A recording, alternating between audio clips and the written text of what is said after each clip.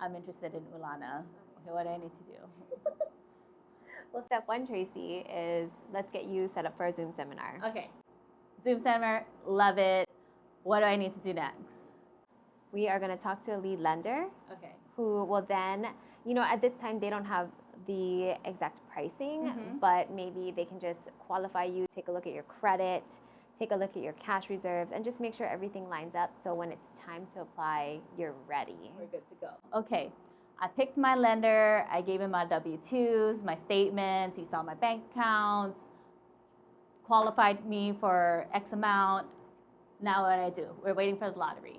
Lottery day drops. Boop. And then now. And then we're like, yeah, let's go get a packet. Okay, we go and get a packet. I sign up, got my affidavit signed. I am ready for the lottery. Lottery comes around. I get selected. Hooray, celebrate. Now what? All right. So now you have 30 days to decide if the building is what you want, or if the unit that you're contracted for is what is really going to make you happy. So at contract, am I picking my unit? Yes. Okay.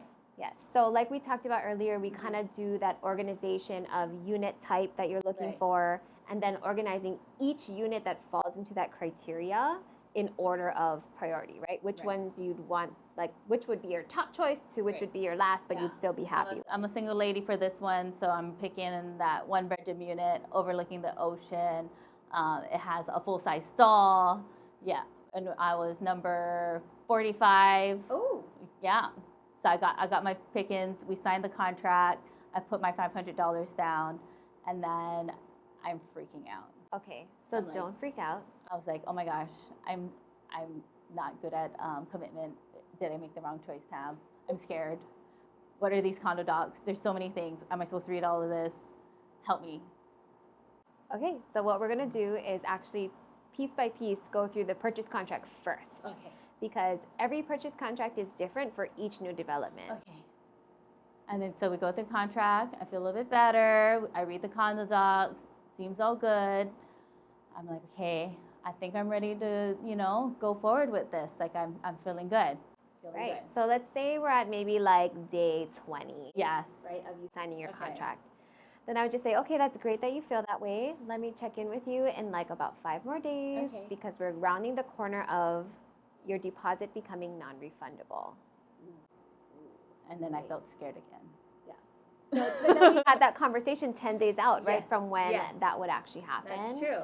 And so, checking in with clients, prior to the actual deadline is so important to just make sure if there's any other questions that I can have answered, I will get them for you. Yes. If there's anything that's just a complete red flag that's like, I don't want it anymore, we'll identify those before it's too late. Like, say, for example, in that 30 days, I meet the man of my dreams. And then we get married. This 1 bedroom is not going to work out for me anymore. Correct. And then so I can cancel. Correct, because you are impulsive. Yes. Well, it seemed like a good idea right before because I was single.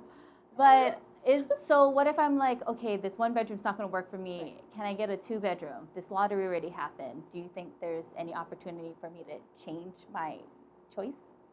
I don't want to say that there's going to be no opportunity, but when you have hot items like this building that's coming out, a lot of times they're going to be all contracted for. Or if there are units that are not under contract, then you could have the ability to qualify for it, but you would probably have to show your marriage license to show that you guys would prove that there would be 2 of you there, right? Prove that you've had a status change. So it would probably have to be changing our contract, showing new financials to be able to qualify for a 2-bedroom unit. Because then they're going to take his income into account too. So if he makes too much money, it might push you out, girl. You better think about tying that knot before. He'd be a doctor. My husband is probably going to hate this podcast. But that's a really good question because when you add people to your household to get a bigger unit, it also changes the financial limitations. Right? For even if you have a child or a minor working with you part-time, right? What? They take their income into account. So it's full family income. Oh, I see what you mean. I was like, why do I have minors working? We don't have a sweatshop going. Okay, so you mean like if I have like a teenage kid of legal age to be working, and what if you have a college student living with you? Okay, okay. And they have a job on top of, going to school. So they take income for the entire household into account. Got it. So if you marry this man and he's too rich, you may not qualify for affordable housing anymore. That's okay. I'll just get the park on Keomoku or the park at Ward. Market price.